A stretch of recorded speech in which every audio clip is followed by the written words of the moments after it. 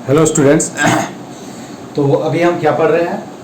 Nature of forces, I mean conservative and non conservative forces क्या होता है उसके बारे में पढ़ रहे हैं। इसके पहले क्लास में मैंने बताया था कि conservative and non conservative force क्या होता है।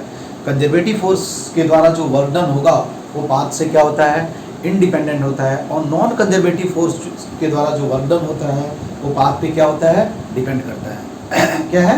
पाथ पे डिपेंड करता है।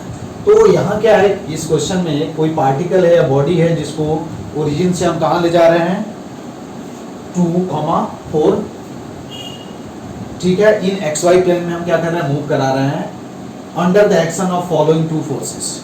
आई मीन कोई क्या है, पार्टिकल है जिसको हम ओरिजिन से क्या कर रहे हैं, XY प्लेन में मूव करा रहे हैं 2,4 पॉइंट पे, ठीक है, under the action of two forces. तो आपको ये बताना है कि फोर्स का जो नेचर होगा वो क्या होगा, फोर्स का जो नेचर होगा वो कंजर्वेटिव होगा या नॉन कंजर्वेटिव नेचर का होगा। ठीक है, क्या है, conservative and non conservative nature का। तो ये आपको बताना है। और सेकंड जो है, आपको बोथ केस में वर्क डन क्या करना है, फाइंड आउट करना है।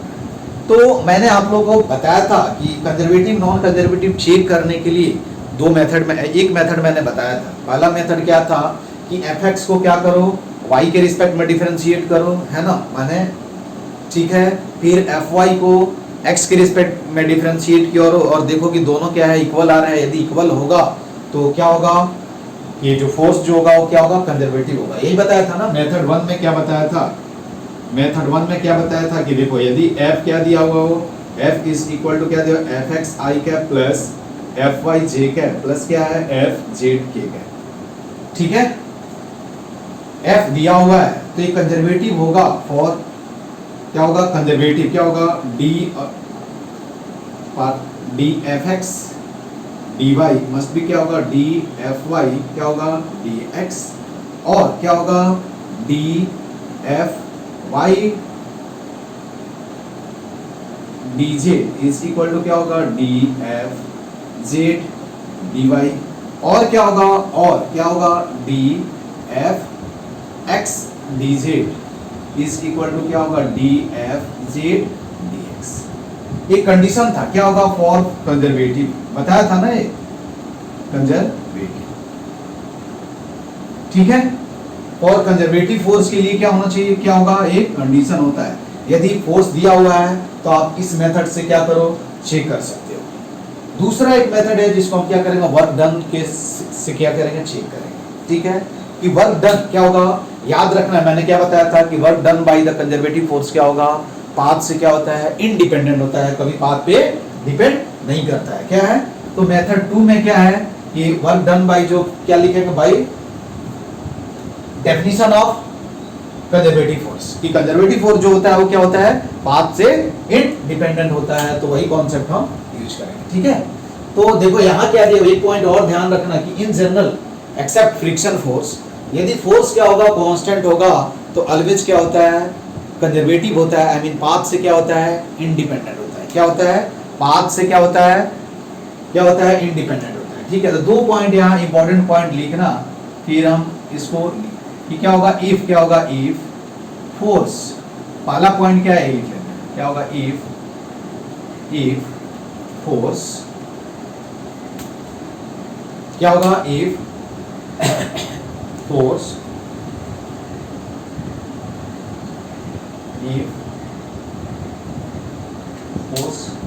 हाँ, ये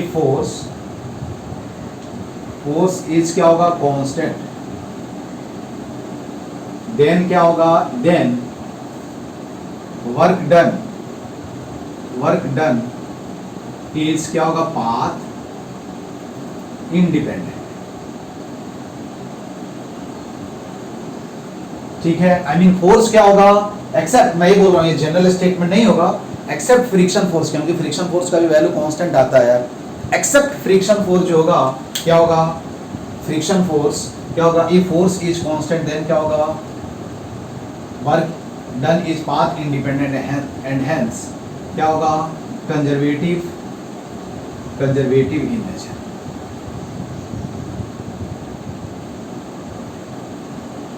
ठीक है, समझ में आया? ये तुमको क्या करना है, ध्यान अब एक मेथड ये था, तो यहाँ देखो ये क्या है, कांस्टेंट फोर्स है, तो ये क्या होगा, जनरली क्या होगा, इसके द्वारा जो वर्क डन होगा वो क्या होगा, पाथ इंडिपेंडेंट होगा। अब तुमको मैं ये भी प्रूफ भी कर दूंगा, देखो ध्यान से।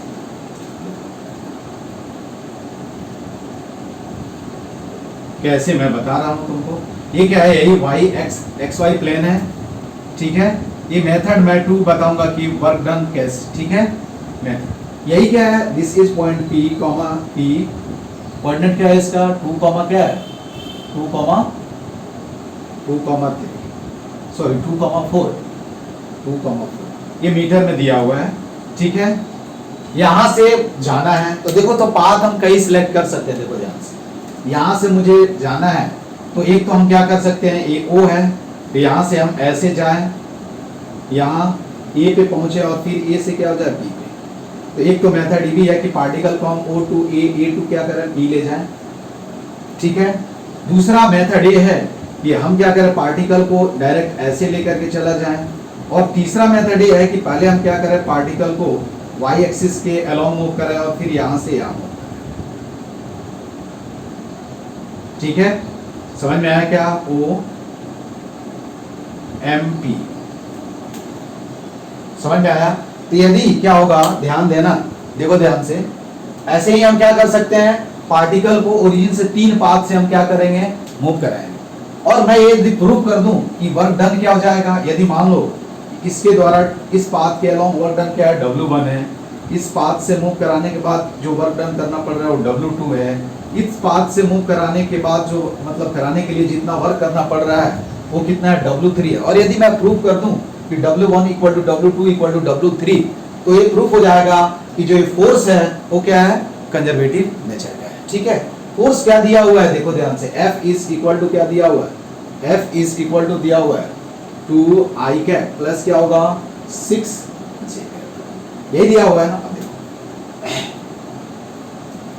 अब देखो यहां से मैं अलग अलग देखो, तो 1 क्या होगा, W1, ध्यान से देखना, W1 इज इक्वल टू क्या होगा, W1 क्या होगा, पहले मैं ये प्रूव कर देता हूं कि वर्क डन जो होगा वो क्या होगा, पाथ से इंडिपेंडेंट हो जाए, तो ये फोर्स क्या होगा, कंजर्वेटिव नेचर का होगा, ठीक है। तो वर्क W1 क्या होगा, देखो तो वर्क डन फ्रॉम क्या होगा, work done from O to A plus क्या होगा, work done from A to क्या होगा, B। अब यहां से क्या करोगे, वर्क डन कैसे लिखोगे बताओ, यहां से फोर्स कितना है, 2 है, डिस्प्लेसमेंट इधर कितना होगा, देखो इसका कोऑर्डिनेट क्या लिखोगे, 2, 0, और फोर्स कांस्टेंट है और सेम डायरेक्शन में फोर्स इधर ही लग रहा है, डिस्प्लेसमेंट भी इधर हो रहा है, तो सिंपल हम क्या लिख सकते हैं, 2 इंटू क्या लिखेंगे, 2। अरे ये समझ में आया, इस डायरेक्शन में यहां से यहां फोर्स क्या लग रहा है,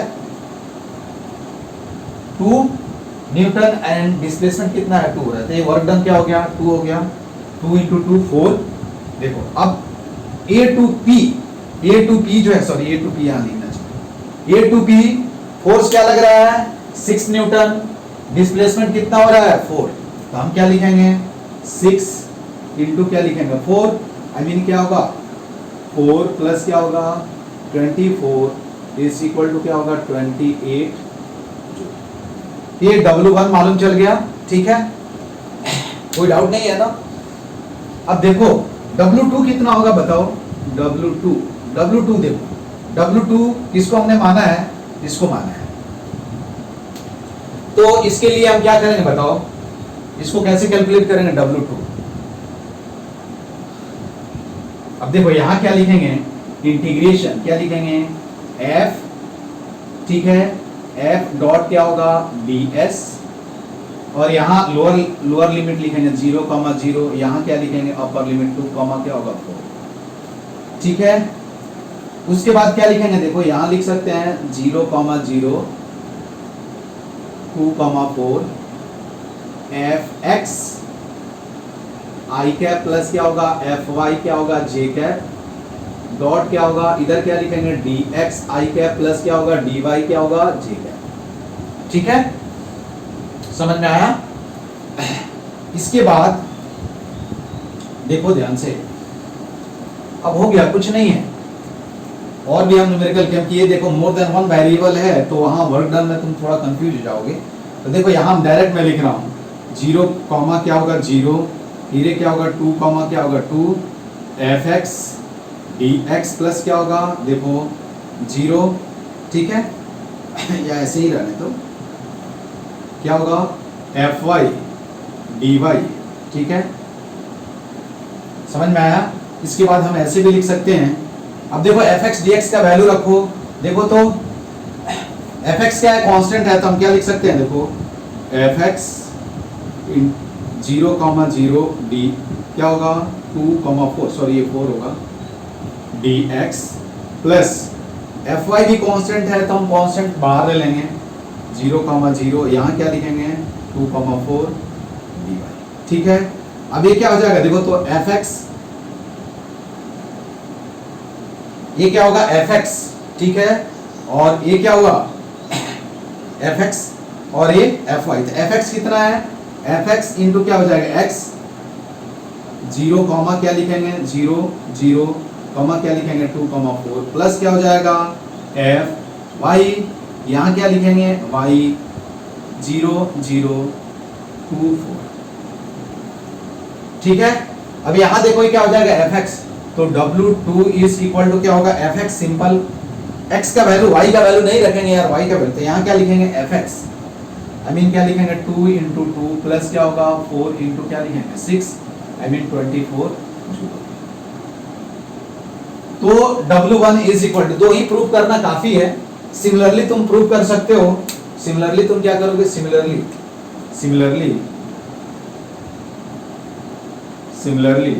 work done by W3 is equal to क्या होगा 24। हेंस यहाँ क्या मिल रहा है कि work done by the force F is क्या है, पाथ इंडिपेंडेंट।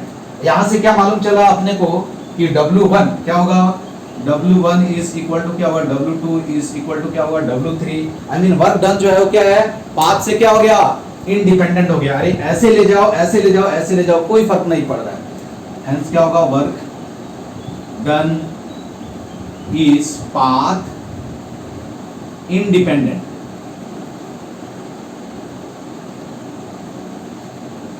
हेंस फोर्स क्या होगा, फोर्स F इज क्या होगा,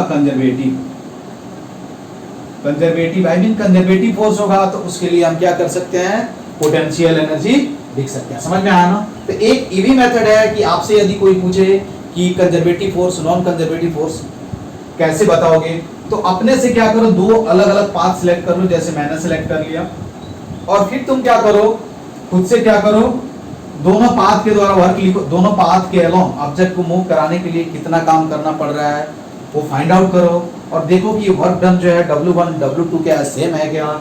यदि सेम होगा तो फोर्स जो होगा वो क्या होगा, कंजर्वेटिव नेचर का होगा, I mean work done path से इंडिपेंडेंट हो गया ना यार। अब मैंने क्या बताया था कि यदि वर्क डन जो है वो पाथ से इंडिपेंडेंट हो तो फोर्स क्या होता है, कंजर्वेटिव होता है, ठीक है। ये बात समझ में आया। दूसरा मेथड, अब दूसरे के लिए हम चेक करते हैं, दूसरा फोर्स जो दिया हुआ है उसको हम चेक कर लेते हैं, ठीक है।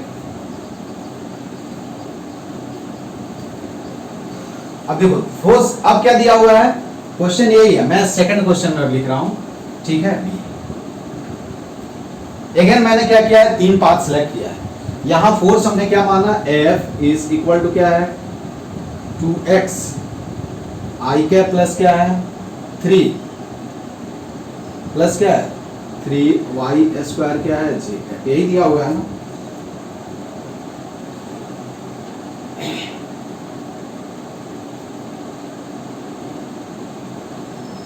ठीक है। अब देखो यहां ध्यान से, यहां एक ट्रिक भी बताऊंगा तुमको। यदि fx क्या हो ओनली x का फंक्शन हो, fy क्या हो ओनली y का फंक्शन हो, और fz क्या हो ओनली z का फंक्शन हो, तो ऑलवेज जो फोर्स होगा वो क्या होगा, कंजर्वेटिव नेचर का होगा। तुम नोट में लिख लेना, पहले तुमको बता दूं। अब देखो इस फोर्स के द्वारा हम वर्क डन कैलकुलेट करें तो कैसे कैलकुलेट करेंगे।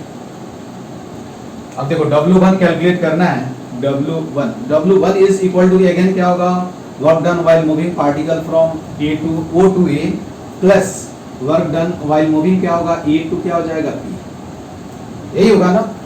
अब देखो O to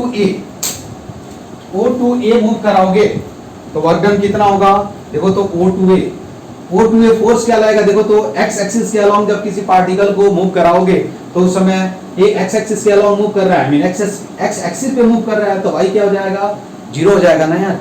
तो fx क्या, यहां से हम लिख सकते हैं, देखो वर्क डन क्या होगा, इंटीग्रेशन 0 टू क्या लिखेंगे, टू fx क्या होगा dx, क्योंकि x एक्सिस के अलावा मूव कर रहा है, प्लस क्या लिखेंगे y एक्सिस के अलावा, यहां से देखो y एक्सिस के अलावा मूव कर रहा है, ठीक है, क्या होगा y एक्सिस के अलावा मूव कर रहा है, तो अब मत बोलना कि ये 0 हो जाएगा, 0 नहीं होगा, यहां क्या हो जाएगा f क्या लिखेंगे, f dy, 0 होगा, नहीं होगा, ठीक है। यहां तो हमने डायरेक्ट लिख दिया, लेकिन यहां हमने नहीं लिखा, यहां भी तुम लिख सकते हो क्या, यहां केवल ये y एक्सिस के अलावा मूव कर रहा है ना, तो f डॉट क्या हो जाएगा, dy हो जाएगा, ठीक है। अब वैल्यू रखो, तो देखो यहां से क्या मिल जाएगा तुमको, यही मैं बता देता हूं कि w1 इज इक्वल टू क्या हो जाएगा, अरे यहां x इक्वल टू क्या हो जाएगा, 2 हो जाएगा, तो फोर्स क्या हो जाएगा 2x, अगेन क्या हो जाएगा तुम्हारा y हो जाएगा, ये वाला कैंसिल हो जाएगा, ठीक है। तो यहाँ डायरेक्ट fy dy लिख, कोई फर्क नहीं पड़ रहा है, तो डायरेक्ट भी लिख सकते हो, ठीक है। तो 0 टू क्या लिखो, सॉरी हाँ 0 टू 4, ठीक है। इस केस में देखो वर्क डन कितना होगा, fx कितना है 2x, 0 टू 2 dx, प्लस क्या है 2, 0 टू क्या है 4, 3y स्क्वायर dy। अब यहाँ वैल्यू रखा तो ये क्या हो जाएगा x स्क्वायर 0 टू 2 प्लस क्या हो जाएगा 3/3 y क्यूब क्या होगा 0 टू 4। इसको सिंप्लीफाई करो, देखो कितना आएगा, ये कितना हो जाएगा 4 प्लस दिस विल बी क्या होगा 64, ये क्या हो जाएगा 68 जूल जो होगा क्या हो जाएगा वर्क डन। देखो x एक्सिस के fx dx प्लस क्या होगा fy dy, तो हमने क्या किया वैसे सॉल्व किया, ठीक है। 68 जूल आया। अब मुझे क्या करना है, OP के अलोंग मूव कराना है, किसके अलोंग, OP के अलोंग मूव कराना है। तो इस लाइन का इक्वेशन क्या होगा बता सकते हो, इक्वेशन ऑफ OP क्या है, देखो इक्वेशन ऑफ OP भी तुम लिख सकते हो। सिमिलरली तुम क्या कर सकते हो इसके अलावा, अब देखो तो इक्वेशन ऑफ OP, अब चलो वर्क डन W2 मैं कैलकुलेट करता हूं, W2 इज इक्वल टू क्या होगा, वर्क डन फ्रॉम क्या होगा O to P, ये कितना हो जाएगा इंटीग्रेशन 0, देखो 0 टू डायरेक्ट लिख देंगे 2 कमा क्या होगा 4 F क्या होगा ds, ठीक है।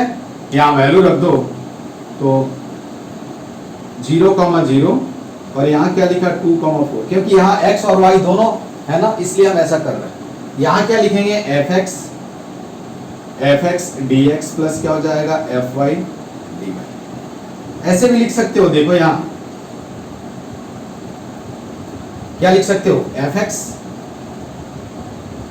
या सिंपल भी हम यहाँ लिख सकते हैं, लेकिन सिंपल भी कर सकते थे, सिंपल क्योंकि y इसमें नहीं है ना, तो केवल हम x भी लिख सकते हैं। देखो ऐसे लेकिन लिखते जाओ तो आदत बन जाएगा, क्या हो जाएगा 2,4 fx कितना है 2x dx प्लस क्या हो जाएगा 0,0 2, क्या है 4 fy, आई मीन fy कितना है 3y स्क्वायर क्या है dy, ठीक है। अब देखो यहां से ये मालूम चलेगा तुमको कि इसका इंटीग्रेशन क्या हो जाएगा x स्क्वायर, तो W2 इज इक्वल टू क्या होगा x square, I mean x square 0 to 0,0, ठीक है। ये क्या हो जाएगा 2,4 प्लस y क्यूब क्या हो जाएगा 0,0 2, क्या होगा 4, तो ऐसे भी लिख सकते हैं। देखो x स्क्वायर प्लस क्या होगा y क्यूब 0,0 2, क्या है 4, वैल्यू रख दो, अपर लिमिट माइनस क्या लिखेंगे लोअर लिमिट, तो ये कितना हो जाएगा 4 प्लस 64 इज इक्वल टू क्या होगा 68। तो यहां से तुमको ये मालूम चल गया, देखो क्या मालूम चला कि W1 इज इक्वल टू क्या होगा W2, सिमिलरली तुम लिख सकते हो W3। तो वर्क डन क्या होगा सेम हो गया, इस पाथ के अलोंग, इस पाथ के अलोंग, इस पाथ के, आई मीन तीनों पाथ के अलोंग यदि पार्टिकल को A से P, O से P पे मूव कराओगे तो वर्क डन जो होगा वो क्या होगा वर्क डन जो होगा वो सेम होगा। इसका मतलब क्या है, वर्क डन जो है वो पाथ से क्या है, इंडिपेंडेंट है। आप कैसे भी मूव कराओ यहाँ से वहाँ, जब वर्क डन पाथ इंडिपेंडेंट होता है तो फोर्स क्या होता है, कंजर्वेटिव। हेंस फोर्स क्या होगा, फोर्स इज क्या होगा, कंजर्वेटिव। समझ में आई बात, फोर्स क्या होगा, कंजर्वेटिव हो गया। एक मेथड ये था। दूसरा तुमको चेक करना है तो मैंने बताया था, देखो इसको y के रिस्पेक्ट में डिफरेंस, हाँ यहाँ एक नोट पॉइंट लिखना है। बहुत सुंदर सा पॉइंट है, तुमको डिफरेंशिएशन भी नहीं करना पड़ेगा। क्या होगा, इफ क्या होगा, देखो इफ नोट में लिखेंगे कि इफ क्या होगा, इफ क्या होगा, fx ऐसे लिखेंगे क्या कि इफ वेक्टर f क्या होगा इज इक्वल टू क्या होगा, f of x i cap plus क्या हो जाए, f ऑफ क्या होगा y j कैप प्लस क्या हो जाएगा, f ऑफ क्या होगा z k कैप। देन क्या होगा, ये समझ में आया ना। x कंपोनेंट केवल क्या है, x का फंक्शन है, y कंपोनेंट जो है क्या है, y का f स्टैंड फॉर फंक्शन, ठीक है।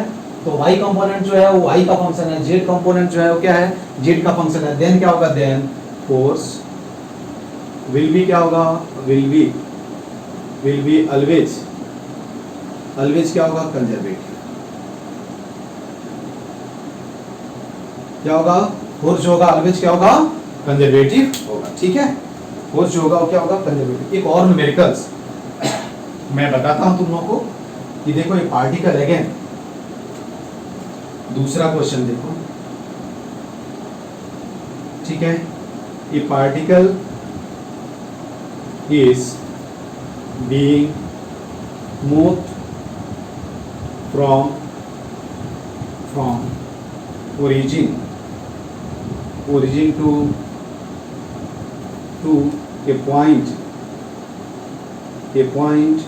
1 meter, 1 meter in xy plane under the action of force F along two different paths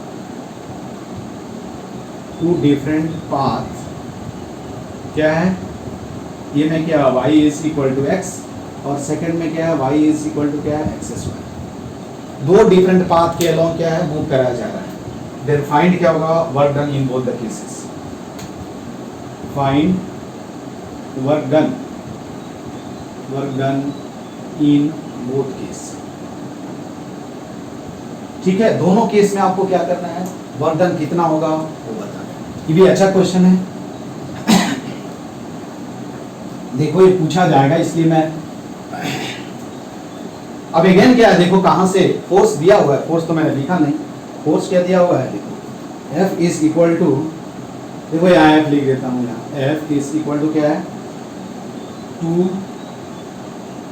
2y i cap plus क्या है 2 क्या हो जाएगा,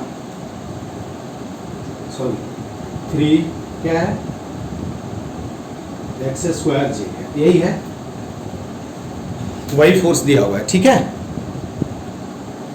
ओ अगर दिखाई नहीं देगा तो थोड़ा, हाँ ठीक है, उधर ज़्यादा मैंने लिख दिया, वो दिखाई नहीं देगा। समझ में आया बात। तो आपको क्या करना है, दोनों केस में क्या करना है, वर्क डन फाइंड आउट करना है। तो वर्क डन हम कैसे फाइंड आउट करेंगे ये आपको बताना है। अब देखो क्या है, यहां भी तुमको पहले चेक कर लो, तुमसे कोई पूछे कंजर्वेटिव है या नॉन कंजर्वेटिव है तो तुम क्या बताओगे, देख करके बता सकते हो तुम। देखो ये क्या है, पहले तो ये चेक करो, ये क्या है, fx जो है x का फंक्शन है क्या, x कंपोनेंट नहीं, y है क्या इसमें, इधर क्या है, तो ये कंजर्वेटिव हो भी सकता है और नहीं भी हो सकता है, वो डिपेंड करता है कि क्या है, ठीक है। जैसे मान लो कि मैं यहाँ पावर 3 रख दूँ तो ये क्या हो जाएगा, कंजर्वेटिव हो जाएगा, तो हम ऐसे नहीं बोल सकते। लेकिन यदि क्या होगा, x i का कोएफिशिएंट और j का कोएफिशिएंट क्या होगा, आई मीन x कंपोनेंट x का फंक्शन होगा, y कंपोनेंट ओनली y का फंक्शन होगा, z कंपोनेंट ओनली z का फंक्शन होगा, तो वर्क डन जो होगा वो क्या होगा, पाथ से इंडिपेंडेंट होगा। अब मुझे प्रूव करना है, तो चलो पहले वर्क डन तो वर्क डन फाइंड आउट कर लें यार। अब देखो इसमें ये दिया हुआ है सॉल्यूशन, देखो कि सॉल्यूशन में क्या लिखेंगे। अगेन हम पाथ सिलेक्ट कर लें, y और x। ये तो डायरेक्ट ऐसे मूव करा जा रहा है, और ये क्या है, यहाँ से ऐसे मूव कराया जा रहा है। ये तुम्हारा क्या है, इक्वेशन क्या है, y is equal to x square, और दिस इज क्या है, y इज इक्वल टू क्या x। ये तुम्हारा ओरिजिन है, ठीक है। ये मान लो कि पॉइंट P है, P 1 कॉमा क्या है 1 मीटर में दिया। तो एक तो पाथ ऐसे हो जाएगा, इसके द्वारा जो वर्क डन होगा उसको W मान लेता हूँ, और ये क्या होगा W2। तो पहला जो क्वेश्चन है कि y इक्वल टू x के अलोंग मूव कराया जा रहा है, ठीक है। तो देखो इसमें तुमको कुछ नहीं याद है, तो इसमें क्या करो, y और x क्या करो, सेम रख दो, ठीक है। देखो यहाँ इंटीग्रेट करना इतना, देखो y और x सेम है ना, तो y की जगह x रख दो। देखो तो वर्क डन सिंपल क्या होगा, वर्क डन। डबल वेरिएबल है तो उसको सिंगल वेरिएबल में कन्वर्ट कर दो, work done. Work done is equal to क्या होगा, इंटीग्रेशन fx dx, सिंपल। यहाँ डायरेक्ट हम x 0 टू क्या कर रहा हूँ 1 ले रहा हूँ, या 0 0 ले लो, नहीं तो तुम बोलोगे सर ऐसा। प्लस क्या हो जाएगा fy क्या हो जाएगा dy 0 टू 0 0 1, ठीक है। fx का वैल्यू रखो, fx का वैल्यू क्या होगा, देखो वहां से क्या है 2 0 0 क्या है 1 1, y क्या है dx प्लस क्या है fy रखो, ठीक है 3 इंटीग्रेशन 0 0 1 1, ठीक है। y स्क्वायर क्या होगा dy। अब देखो ये क्या है, ये हम y का फंक्शन है, x के रिस्पेक्ट में डिफरेंशिएट कर रहे हैं, तो ये पॉसिबल है यार। क्या करो यहाँ से y की जगह क्या रख सकते हो x, तो यहाँ लिख सकते हैं 0 0 1 1 x dx। ये तो इंटीग्रेट कर सकते हो, देखो तो ये क्या हो जाएगा y क्या हो जाएगा, हमने क्वेश्चन सही लिखा ना, हाँ देखो ये y एक्स स्क्वायर है ना, सॉरी। अब देखो यहाँ हम क्या लिख सकते हैं, y is equal to x लिख सकते हैं ना, इसके अलोंग मूव कराने के लिए। तो हमने क्या किया है, यहाँ एक्स स्क्वायर की जगह हमने क्या किया वाई स्क्वायर लिख दिया, तो 3 यहाँ क्या लिखेंगे वाई स्क्वायर डी वाई। अब तो तुम आसानी से इंटीग्रेट कर सकते हो, ठीक है। अब इंटीग्रेट करके बताओ कितना आएगा आंसर, कितना आएगा बताओ। अब देखो W2 मैंने माना है, तो W2 इज इक्वल टू क्या होगा, देखो इसका इंटीग्रेशन क्या होगा एक्स स्क्वायर बाय 2, तो डायरेक्ट लिख रहे हैं एक्स स्क्वायर 0 0 1 1, ठीक है।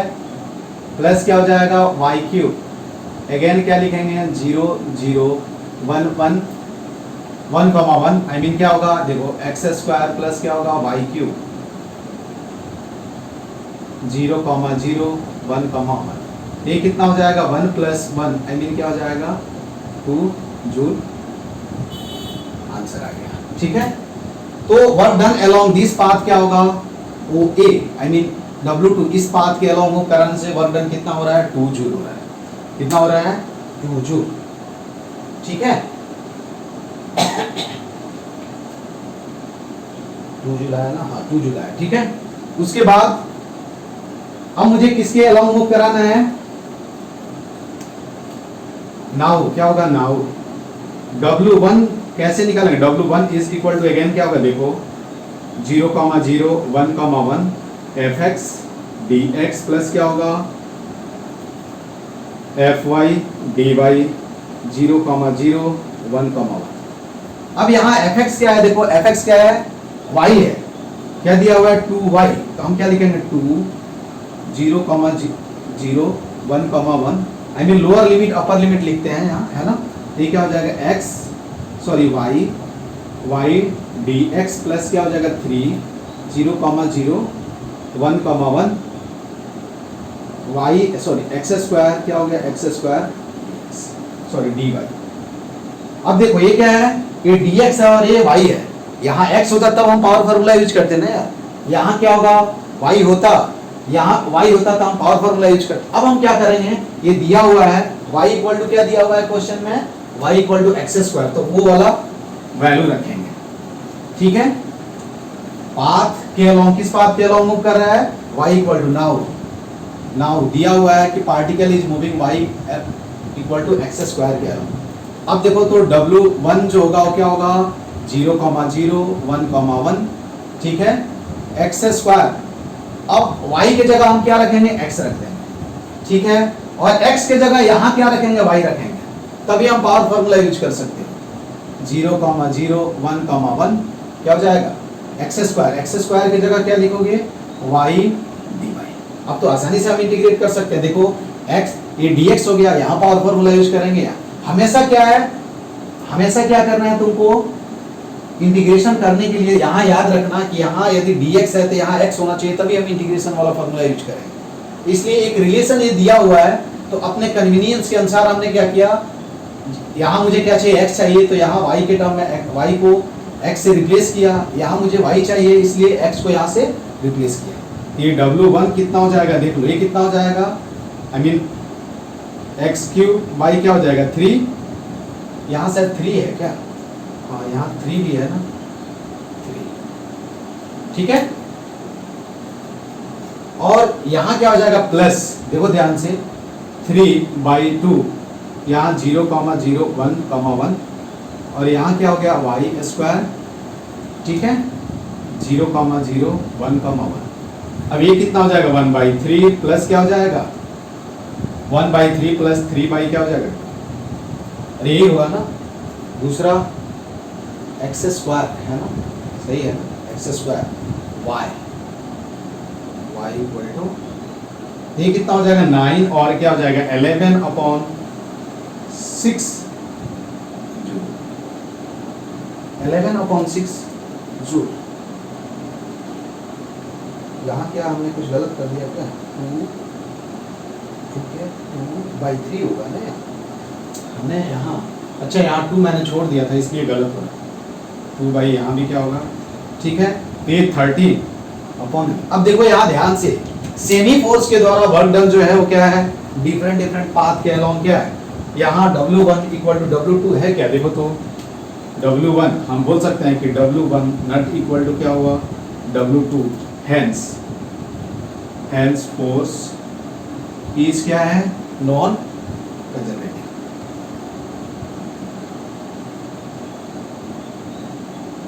फोर्स क्या हो गया, नॉन कंजर्वेटिव हो गया, आई मीन इसके लिए हम पोटेंशियल डिफाइन नहीं कर सकते, क्या है, पोटेंशियल हम डिफाइन नहीं कर सकते, ठीक है। तो हमेशा क्या कर रहे हैं, आपको एक और क्वेश्चन मैं बता देता हूँ, IIT का आया हुआ है, उसके बाद हम पोटेंशियल एनर्जी पढ़ेंगे। ये क्वेश्चन दिया हुआ है, या चलो तुम लोगों को होमवर्क दे दूंगा, तुम लोग इसको क्या करना, सॉल्व ट्राई करना, और ट्राई नहीं आएगा तो फिर हम इसको डिस्कस करेंगे, ठीक है। तो होमवर्क मैं भेज देता हूँ। तो अभी अब हम क्या पढ़ेंगे, ग्रेविटेशनल आई मीन पोटेंशियल एनर्जी पढ़ेंगे, बाद में हम gravitational potential energy, elastic potential energy, electrostatic potential energy के बारे में पढ़ेंगे। तो पोटेंशियल एनर्जी क्या होता है कि जब हम क्या करते हैं फील्ड में, आई मीन ऐसे बोल सकते हो कि पोटेंशियल एनर्जी क्या होता है, energy associated with any particle और system due to change in its configuration और position is called potential energy, is called क्या होगा, पोटेंशियल एनर्जी, और is called change in potential energy. Basically change in potential energy ही क्या है, define किया गया है, ठीक है। तो पोटेंशियल एनर्जी क्या है, पोटेंशियल एनर्जी, इसको हम इसके बारे में क्या होगा, एनर्जी। अब कन्फिगरेशन का मतलब क्या हुआ ये तुमको बता देता। देखो ये क्या है, बुक है, ठीक है, एक है बुक है। अब हमने क्या किया, इसके पेज को अलग ऐसे कर दिया, ऐसे कर दिया। अभी देखो, अभी क्या था, ऐसे है, अब क्या हो गया, ऐसे हो गया। तो यहाँ इसका कॉन्फ़िगरेशन क्या हो गया, चेंज हो गया। एक स्प्रिंग ले लो, स्प्रिंग क्या है, रिलैक्स स्टेट में है, अब उसको क्या करो, स्ट्रेच करो या कंप्रेस करो। तो जब कंप्रेस कर रहे हो, कॉन्फ़िगरेशन चेंज का मतलब क्या हुआ कि जो मॉलिक्यूल्स हैं, नेबरिंग मॉलिक्यूल्स हैं, उनके बीच सेपरेशन क्या हो रहा है, चेंज हो रहा है। इसका मतलब क्या होगा, कॉन्फ़िगरेशन क्या हो गया, चेंज हो गया। तो सिंपल क्या है कि पोटेंशियल एनर्जी क्या है, energy associated with any object by virtue of its, क्या होगा, because of change in its configuration और change in its position is called potential energy. क्या बोलते हैं हम इसको, पोटेंशियल एनर्जी बोलते हैं। तो क्या होगा कि energy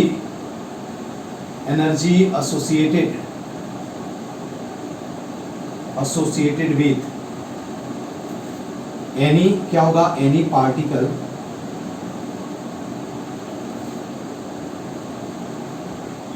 any system, energy associated with any object, particle मत लिखो, ऑब्जेक्ट, नहीं तो तुम बोलोगे सर कॉन्फ़िगरेशन पार्टिकल का कैसे चेंज होगा। Energy associated with any object due to change in their configuration और पोजीशन इज कॉल्ड, क्या होगा, पोटेंशियल एनर्जी। ठीक है, क्या होगा, एनर्जी एसोसिएटेड विथ, क्या होगा, energy associated with any object due to change in its configuration और पोजीशन इज कॉल्ड, क्या होगा, पोटेंशियल एनर्जी। इट इज, क्या होगा, इट इज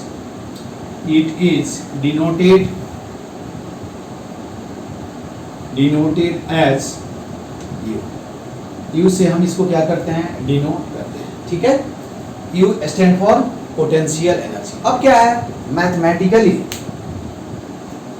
अब इसको, ये तो सिंपल डेफिनेशन हुआ, मैथमेटिकली क्या डिफाइन किया गया है कि केवल याद रखना कि पोटेंशियल एनर्जी जो है, लिखो पोटेंशियल एनर्जी, ये इंपॉर्टेंट पॉइंट है, potential energy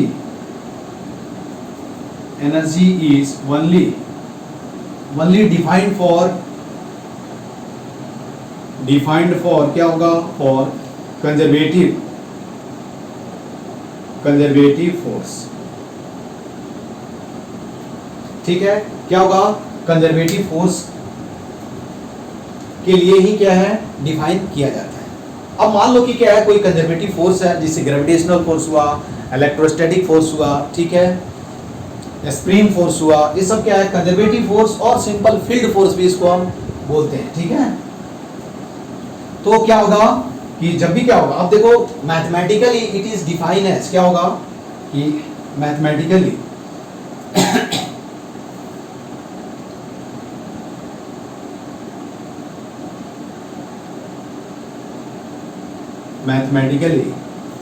it is defined as, देखो, निगेटिव ऑफ द, क्या होगा, चेंज इन पोटेंशियल। अब देखो तो वर्क डन इज इक्वल, देखो तो क्या होगा, mathematically it is defined as du, differential change in potential energy is equal to, क्या होगा, माइनस f डॉट, क्या होगा, dr। इसको FC लिख रहे हैं, C stand for conservative force. ठीक है, और इसको हम ऐसे भी लिख सकते हैं कि जब किसी ऑब्जेक्ट को एक जगह से दूसरी जगह मूव कराते हैं, मान लो कि यहाँ क्या है, कोई ऑब्जेक्ट है और यहाँ से मुझे यहाँ ले जाना है, ये इनिशियल पोजीशन है, क्या है, यहाँ ऑब्जेक्ट है, इसको ऐसे हम क्या कर रहे हैं, मूव करा रहे हैं, ऐसे क्या कर रहे हैं, मूव करा रहे हैं। जैसे मान लो कि ग्रेविटी है, तो ग्रेविटी के अगेंस्ट क्या करोगे, आप मूव कराओगे या ऐसे मूव कराओगे, है ना। ये क्या होगा, dw क्या होगा, differential change in potential energy is equal to, क्या होगा, निगेटिव ऑफ द, यहाँ लिखा, या सिंपल क्या लिखोगे, देखो सिंपल लिखो, du क्या होगा, delta u, I mean change in potential energy is equal to, क्या होगा, negative of the work done by, क्या होगा, conservative force is equal to, क्या होगा, वर्क डन बाई, क्या होगा, एक्सटर्नल फोर्स। सिंपल याद रखना, चेंज इन पोटेंशियल एनर्जी क्या होगा, change in potential energy is equal to, क्या होगा, change in potential energy is equal to change in potential energy. ठीक है, इक्वल टू क्या होगा, work done by conservative force या फील्ड फोर्स।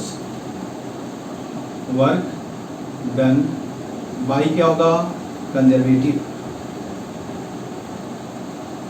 फोर्स, और क्या बोलते हैं इसको, फील्ड फोर्स।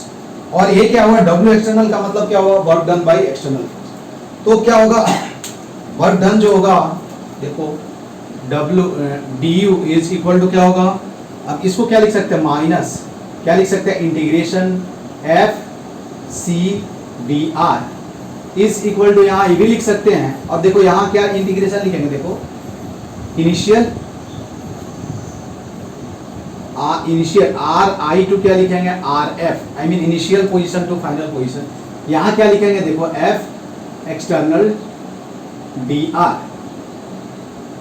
ठीक है, आर आई टू क्या लिखेंगे, आर एफ। समझ में आया बात। तो ये क्या होगा, आपका पोटेंशियल एनर्जी का डेफिनेशन हो गया। अब यहां से एक चीज ध्यान देना, बाद में हम आएंगे। तो देखो ये क्या हुआ, दिस इज चेंज इन क्या होगा, पोटेंशियल एनर्जी। तो यहां से हम बोल सकते हैं कि negative of the work done by the field force while moving the object from one place to another place is being stored in the form of change in potential energy. ठीक है, तो यहां क्या लिख सकते हैं, तो देखो हम यहां लिख सकते हैं कि निगेटिव ऑफ द क्या होगा, of the negative of the work done by क्या होगा, बाय कंजर्वेटिव फोर्स और क्या होगा, field force is negative of the work done by conservative force or field force in moving object from क्या होगा, from initial position to क्या होगा, final position is being stored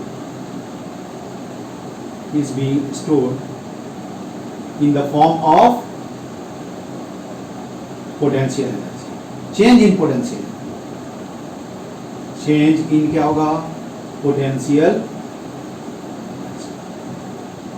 जब भी तुमको क्या करना पड़ेगा, पोटेंशियल एनर्जी निकालना है, चेंजिंग पोटेंशियल एनर्जी निकालना है, तो इस सिचुएशन में आप क्या करोगे, सिंपल क्या करोगे, फोर्स लिखो, डिस्प्लेसमेंट वर्क डन निकालो, और जितना वर्क आ रहा है निगेटिव कर दो, तो क्या मिल जाएगा आपको, potential energy, change in potential. Change का मतलब क्या होगा, यहाँ आई भी लिख सकते हो, चेंज का मतलब क्या हुआ, फाइनल पोटेंशियल माइनस क्या होगा, इनिशियल पोटेंशियल। ठीक है, ये तुमको क्या करना है, ध्यान में रखना है।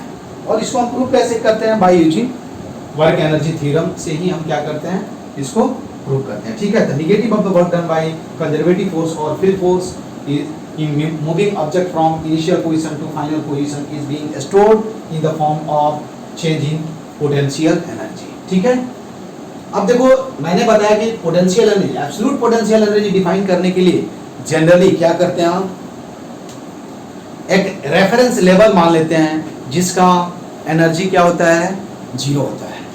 समझ में आया ना, क्या है, जिसका एनर्जी क्या है, जीरो होता है। वो हम जब इलेक्ट्रोस्टैटिक पढ़ेंगे और ग्रेविटेशन चैप्टर पढ़ेंगे तो वहाँ मैं आपको बताऊंगा, यहाँ उसकी जरूरत नहीं है, इसलिए हम उसके बारे में नहीं सोचेंगे। ठीक है, जस्ट मैंने ये बता दिया। अब तुमसे ये पूछा जाए कि ग्रेविटेशनल पोटेंशियल एनर्जी जो है वो क्या होगा, फ्रेम ऑफ रेफरेंस पे डिपेंड करेगा या नहीं करेगा, तो तुम्हारा आंसर क्या होगा, सॉरी ग्रेविटेशनल पोटेंशियल एनर्जी नहीं, potential energy frame of reference पे क्या होगा, डिपेंड करेगा या नहीं करेगा। तो इसका आंसर तो क्या होगा, बता सकते हो तुम लोग, सोच करके बताना। ठीक है, कि क्या होगा, एनर्जी जो है वो क्या है, आई मीन पोटेंशियल एनर्जी जो है वो क्या चीज पे डिपेंड करेगा और नहीं करेगा, I mean frame of reference पे डिपेंड करेगा या नहीं करेगा, ये आपको बताना है। तो आप बता सकते हो। चलो अब हम क्या कर रहे हैं, कुछ रेफरेंस पॉइंट लिख रहे हैं। जनरली क्या है, जनरली तो यहाँ याद रखना, एफसी क्या है, फील्ड फोर्स, mg क्या होता है, उसको फील्ड फोर्स बोलते हैं, mg फील्ड फोर्स हुआ, ठीक है। कूलम फोर्स क्या होता है, फील्ड फोर्स होता है। तो इसको हम क्या बोलते हैं, फील्ड फोर्स। तो जब भी वर्क निकालना होगा तो यहाँ क्या करेंगे हम, mg रख लेंगे, ठीक है। अब देखो यहाँ ध्यान से, तो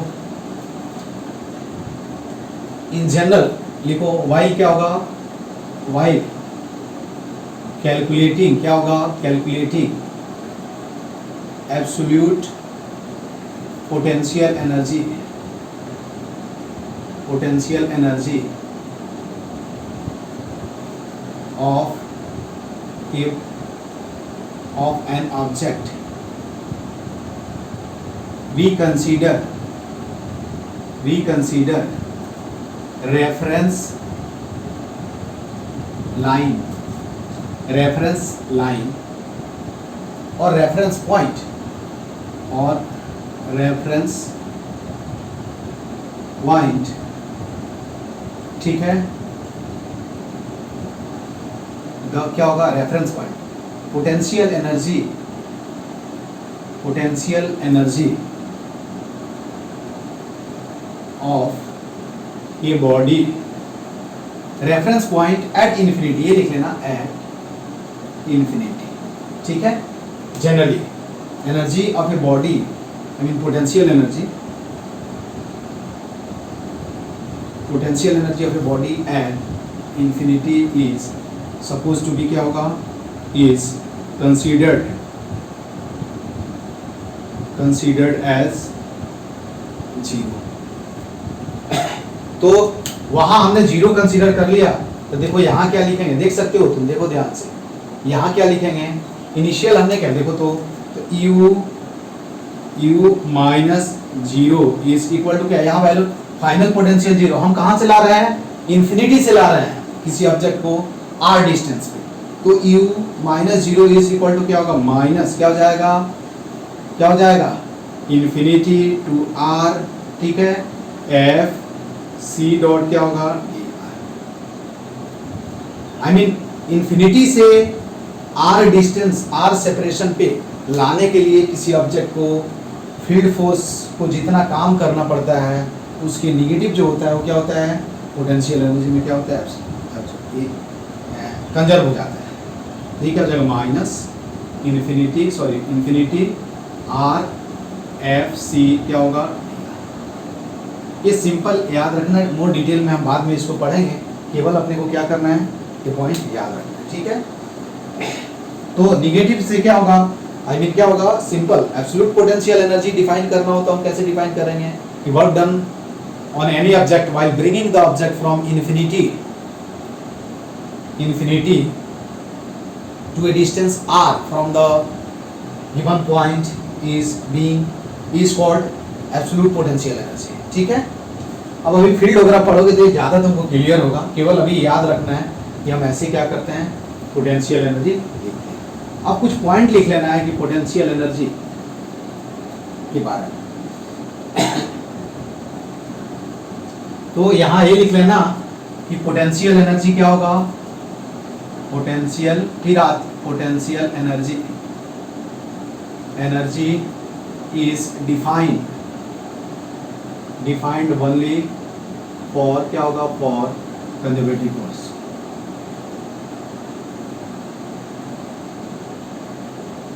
ठीक है। दूसरा पॉइंट ये लिखना कि पोटेंशियल एनर्जी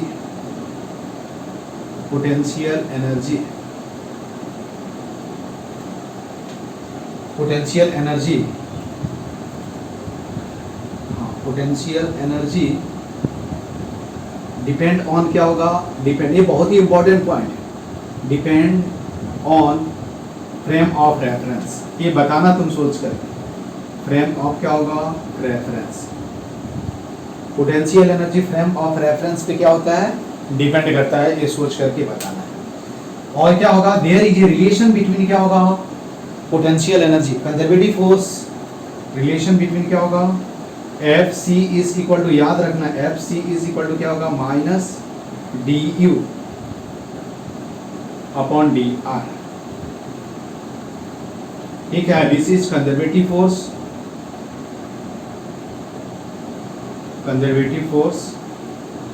और दिस इज क्या होगा, इसको हम बोलते हैं potential energy gradient, potential energy gradient. इसका मतलब समझ में आया, यदि पोटेंशियल एनर्जी दिया हुआ है तो उसको डिफरेंशिएट करके क्या करोगे आप, फोर्स लिख सकते हो। If the potential energy is given, एक बार उसको डिफरेंशिएट करोगे तो आपको क्या मिल जाएगा, फोर्स मिल जाएगा। क्या मिल जाएगा, फोर्स मिल जाएगा। ठीक है, क्या मिल जाएगा आपको, फोर्स मिल जाएगा। तो अब हम इसके नेक्स्ट क्लास में हम क्या पढ़ेंगे, टाइप ऑफ पोटेंशियल एनर्जी, और मेनली अपना फोकस जो होगा क्या होगा, ग्रेविटेशनल पोटेंशियल एनर्जी ये होगा। उसको हम इसके बाद आगे वाले क्लास में, नेक्स्ट क्लास में मैं उसको बताऊंगा। ठीक है, तो आज के क्लास में इतना ही। आप इस पे प्रैक्टिस करते रहो, जो डाउट हो तुम सेंड कर सकते हो, डाउट सेशन में पूछ सकते हो। तुम लोग डाउट सेशन में एक तो डाउट पूछते भी नहीं हो, और डाउट भेजते कब हो, I think after 1 week 2 week, तो फिर उससे सामने वाले का, मेरा भी इंटरेस्ट नहीं करता है तुम लोग को डाउट बताने का। तो बेटर ये होगा कि यदि कंटिन्यूअस डेली तुम 10 एटलीस्ट 10 या 20 या 15 न्यूमेरिकल्स तो डेली कर सकते हो तुम लोग, और इतना नहीं कर रहे हो और तो फिर मैं क्या कर सकता हूँ, मेरे से जितना हो सकता है मैं हेल्प करूँगा। ठीक है, तुम लोग कोशिश करो एटलीस्ट करने के लिए। नहीं आता है फिर भी आप ट्राई करोगे। देखो दुनिया में कोई चीज़ इम्पॉसिबल नहीं है, प्रोवाइडेड कि आप मेहनत करो। बिना मेहनत का कुछ नहीं मिलता है दुनिया में, मेहनत करना पड़ता है। ठीक है, दुनिया में बिना मेहनत का कुछ नहीं मिलता, हमेशा याद रखना है ना। और hard work is nothing but the key of success, है ना। जितना ज़्यादा मेहनत करोगे, ऐसा नहीं है कि आपको कोई चीज़ समझ में नहीं आ रहा है तो ये बहुत टफ है। हो सकता है कि आप उसको दिल से नहीं चाह रहे हो, करना नहीं चाह रहे हो सकता है आप मजबूरी बस कर रहे हो, तो वैसे नहीं होगा। आपको, आपके साथ कोई दूसरा ऑप्शन नहीं है, ये करना है तो आपको क्या करना चाहिए, मेहनत करना चाहिए। बिना मेहनत का, और देखो अभी बहुत टाइम मिल रहा है, एक्सक्यूज भी नहीं है कि मुझे टाइम नहीं मिलता है, ये है वो है। अभी तो पूरे दिन घर पे ही हो, मान लो कि 2-2 घंटे आप हर लेक्चर को देख रहे हो, तो 6 घंटे में आपका लेक्चर फिनिश हो जाएगा।